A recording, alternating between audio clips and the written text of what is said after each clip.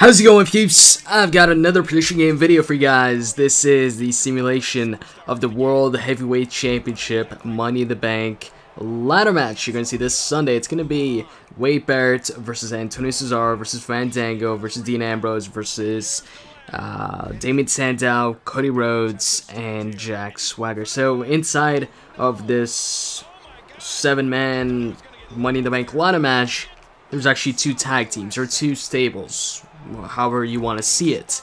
And of course here, there's only 6 competitors in this simulation. Reason for that being that in WWE 13, you can't play, there are no 7-man matches. 6-player is the maximum. So, yeah, this matchup, the World Heavyweight Championship Money in the Bank ladder match. Over the years, this has been the unpredictable Money in the Bank ladder match. Since Money in the Bank got introduced, the pay-per-view itself, not the actual matchup, every single year for the SmackDown side, for the SmackDown, or I think before they would call it the SmackDown Money in the Bank ladder match, but now it's just called the World Heavyweight Championship Money in the Bank ladder match, or actually maybe it was always called that. I'm not sure. Actually, I think the first year was just called the SmackDown Money in the Bank ladder match. But anyways, for every single year, this side of the ladder match, the SmackDown / World Heavyweight Championship Money in the Bank ladder match, it's always been the unpredictable one, where the winner would always be somebody that the majority, keep in mind I'm saying the majority, of course some of you might have predicted it, but the majority were predicting somebody else to win it. The majority in 2010, for example. 2010, Kane ended up winning the Money in the Bank ladder match.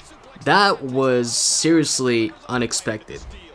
The way Kane was booked, the way Kane didn't exactly have the best win-loss record on TV or on pay-per-view at that time. And he hadn't won a world title ever since he won the WWE Championship. He hadn't won another world title, unless you count the ECW Championship. If you count the ECW Championship, then he hadn't won a championship until then. But he hadn't won the World Heavyweight Championship or WWE Championship since like the first time he won it. And he ended up winning the Money in the Bank ladder match. That was definitely unpredictable. Because at that time, I think you had Matt Hardy and Christian.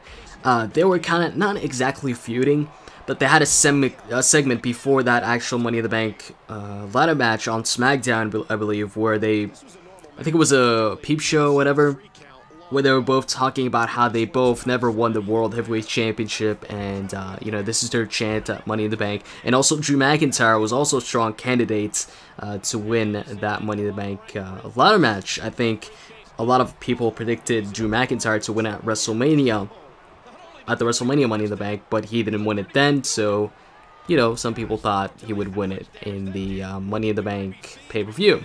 I believe, thought that, but it's been a while, so pretty much Kane was not the favorite in, you know, the majority of people's minds. Then move on to 2011. Daniel Bryan wins the Money in the Bank briefcase. That was also definitely unpredictable.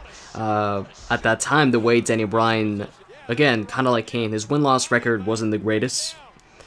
He wasn't winning too many matches. It just didn't look like Daniel Bryan would win that Money in the Bank ladder match. It seemed more like somebody like Wade Barrett would win that matchup, which, by the way, I'm predicting Wade Barrett to win this one. But yeah, Bryan wins. And then 2012. 2012, you had Dolph Ziggler winning the ladder match, when the majority of the people were predicting Cody Rhodes to win that ladder match. You can never be too sure with the World Heavyweight Championship Money in the Bank ladder match. Just like I talked about right now, it was never the favorite that won the matchup. It was always somebody else. And in this case, I would like to say, or I would like to think that the favorite going into this matchup is Dean Ambrose. Because if you look at, you know, just Dean Ambrose right now, he's the US champion. He's got a pretty good win-loss record. It's obvious they're giving him a push. Initially, the Shield, it seemed like Roman Reigns was the leader, but now it seems like Dean Ambrose is the leader. And when you look at the segments on Raw and SmackDown with the rest of the Money in the Bank participants for this matchup, it always involves everybody apart from Ambrose. It's like Ambrose is like too good for them or something like that. It's like Ambrose is on another level. He doesn't stick around with them storyline wise. And you know what? If I hadn't seen the past World Heavyweight Championship Money in the Bank ladder matches, then I would definitely side with Ambrose. I would be like, okay, Ambrose is winning this one. It's pretty obvious or whatever. But since I saw them, you know, it's not that easy, and I could see a few people winning this one. And I'll go over every single person in this matchup and give you why I think they will win or they might not win. Let's start with Fandango. I'll say right away, I definitely don't think Fandango's going to win this one. See, this is a briefcase for the World Heavyweight Championship. And this is one of the two major titles. It's not often. You never get a champion that's just has a gimmick like Fandango as WWE Champion or World Heavyweight Champion. It just doesn't happen. Intercontinental Champion, US Champion, yeah, I could see that. You know, I could have seen Fandango winning the IC title if he was still in that triple threat match at Payback. But as far as world title, WWE title, I just can't see that. Can't see a character, somebody with Fandango's gimmick winning a major championship like that. Once he changes gimmicks, or if he does change gimmicks at some point, then maybe. But as of right now, I really can't see that. And then, how about Cody Rhodes? You know, people thought he would win last year. This year, it just, I don't know.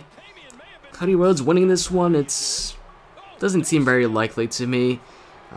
He's currently paired up with Damien Sandow. I mean, it could work if they're trying to turn Cody Rhodes' face, because then they could have him just win the briefcase and Damien Sandow could get jealous and the feud could begin from that. Or you could just have Cody turn face like mid-match or in the matchup itself, because currently it's all heels, so who are the fans going to cheer for? I'm sure they're going to cheer for somebody, some of their favorite heels, but yeah.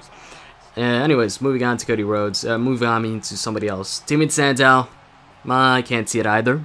I don't know, I can't see it. It's kind of like the Fandango situation. His character, Damien Sandow's character, is a little bit more serious than Fandango's, but I still can't see it with the current gimmick. Jack Swagger, he had his chance at WrestleMania and Extreme Rules. He didn't win it. I don't think he's going to win it now or win the briefcase now. Antonio Cesaro, maybe actually. Antonio Cesaro, I could see him possibly winning it.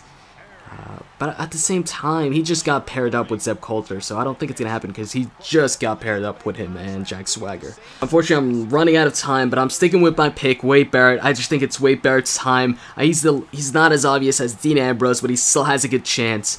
So I'm going to go with Wade Barrett winning this one. Anyways, I hope you guys enjoyed this one, and if you did, as always, you can click that like button down below. And with that said, I'm out, guys. See ya.